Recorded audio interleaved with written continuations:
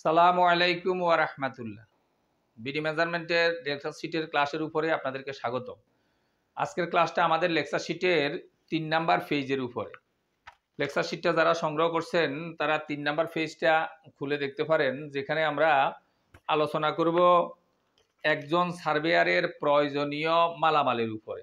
একজন সার্ভেয়ারের প্রয়োজনীয় বেশ কিছু মালামাল আছে, এর মধ্যে আমরা পর্যায়ক্রমে একটু মালামালগুলোর আলোচনা করার চেষ্টা করব।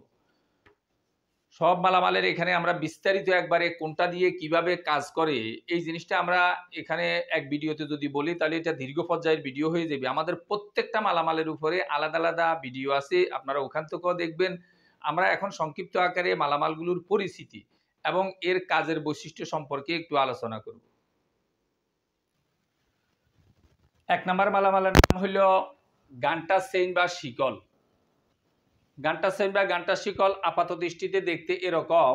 এটার নাম হলো গান্টা চেইন বা গান্টা শিকল। আবিষ্কারক হলো ফরাসি বিজ্ঞানী ডক্টর এডমন্ড ঘান্টার। উনার নাম অনুযায়ী এটাকে গান্টা চেইন বা গান্টা শিকল বলে। এই শিকলটার টোটাল দৈর্ঘ্য হইল ৬৬ ফুট, আর এটার ভিতরে ১০০ লিঙ্ক বা কড়ি আছে। প্রত্যেকটা লিঙ্কের লম্বা হলো ৬৬ ফুট বা ৭.৯২ ইঞ্চি, মানে প্রায় ৮ ইঞ্চি। এরপরে দুই মাথায় দেখিয়ে এরকম দুইটা হাতল আছে ধরার জন্য, এবং প্রতি ১০ লিঙ্ক অন্তর অন্তর এরকম একটা করে নস বা পুলি ঝুলাইয়া দিছে, যাতে করে ১০ কোথায়, ২০ কোথায়, ৫০ কোথায়, ৭০ কোথায়, ৯০ কোথায় খুব সহজে ডিফাইন করা যায়। কারণ সেইন দ্বারা যখন পরিমাপ করবে তখন দেখা গেছে সবসময় ১০০, ২০০, ৫০০, ৭০০ পাবে, বিষয়টা এরকম না। ২০ পাবে, ৭০ পাবে, ৫৬ পাবে, ৭৩ পাবে। এখন আপনি যদি ৮৬ লিঙ্ক পান, ১, ২, ৩, ৪ করে ৮৬ পর্যন্ত গণা অনেক কঠিন।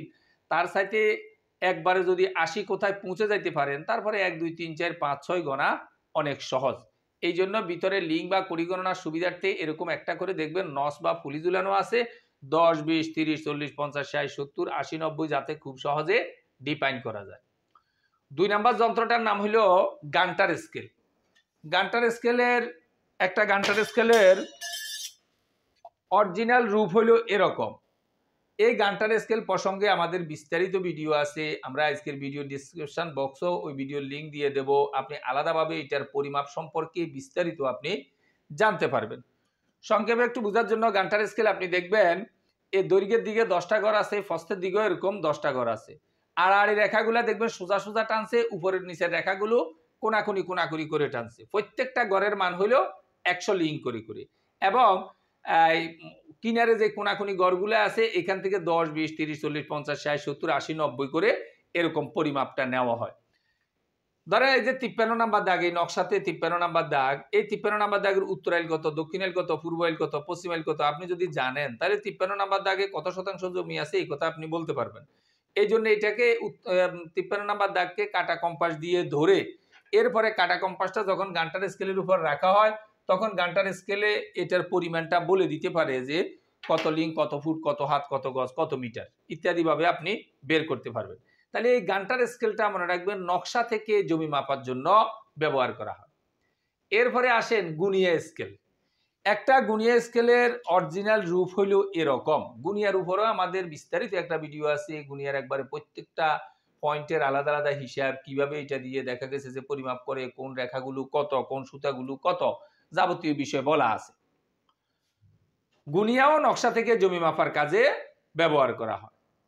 এরপরে ৪ নম্বরে ডিভাইডার বা কাটা কম্পাস। একটা ডিভাইডার বা কাটা কম্পাসের অরিজিনাল রূপ হলো এরকম।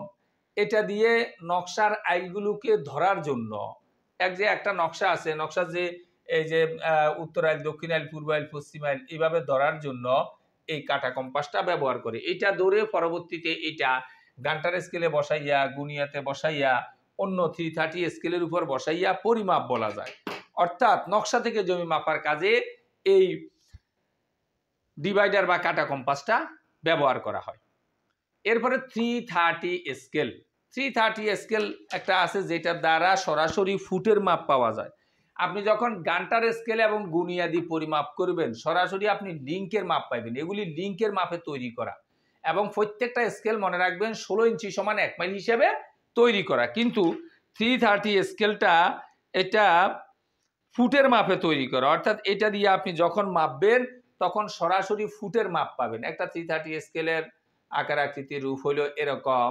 এরপরে 330 স্কেলের উপরেও আমাদের বিস্তারিত ভিডিও আছে, প্রত্যেকটা সুতার কথা, প্রত্যেকটা পয়েন্টের কথা, কিভাবে মাপবেন, কিভাবে ধরবেন, ওইগুলাতে দেখে নেওয়ার চেষ্টা করবেন। এখানে আমরা শুধু মালামালের পরিস্থিতিটা এবং তার বৈশিষ্ট্যটা বললাম যে এটা দিয়ে সরাসরি ফুটের মাপ পাবেন। হ্যাঁ, টোটাল দেখবেন 20টা ঘর আছে, প্রত্যেকটা ঘরের মানে 100 ফুট। প্রত্যেকটা 100 ফুটের ঘরে দেখবেন অর্ধেক ভাগ করছে, প্রতিটি অর্ধেক ভাগ হলো 50 ফুট। প্রত্যেকটা 50 ফুটের ঘরে আবার 5 ভাগ করে করছে। এগুলাকে বলে এক একটা সুতা। এক একটা সুতার মান হবে 10 ফুট, 10 ফুট, 10 ফুট, 10 ফুট এভাবে।